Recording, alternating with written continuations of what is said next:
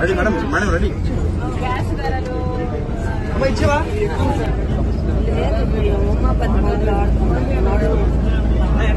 అరిగిపోయినాయి కదా. హాస్పిటల్కి వెళ్తే దాంతో తగ్గలేదు, 10 మందులతో తగ్గలేదు. అదే 3 సంవత్సరాలు ఆడుకుంటారు. మేము చూపిస్తాం, పక్క రాష్ట్రం వాళ్ళకి ఏం తెలుస్తుంది అనే రకంగా మాట్లాడారు. మేము దాన్ని ఏ విధంగా చూడాలి? వైవి సుబ్బారెడ్డి గారు అసలు మొట్టమొదట నేను జగన్ రెడ్డి గారు అనడము వాళ్ళకు నచ్చలేదు.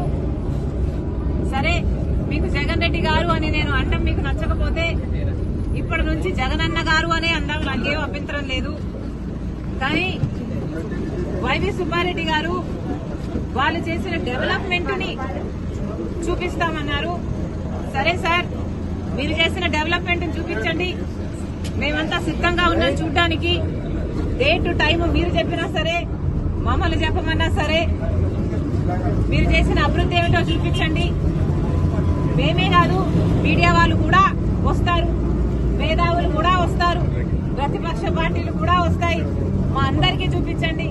మేమందరం కూడా మీరు చేసిన అభివృద్ధి ఏమిటి, మీరు కట్టిన రాజధాని ఎక్కడ, మీరు నడుపుతున్న పెట్రోల్ ఎక్కడ, మీరు కట్టిన పోలవరం ఎక్కడ, మీరు చేసిన డెవలప్మెంట్ కూడా ఆంధ్రప్రదేశ్ లో అందరూ కళ్ళల్లో ఒత్తులేసుకొని చూస్తున్నాము. చూపించండి.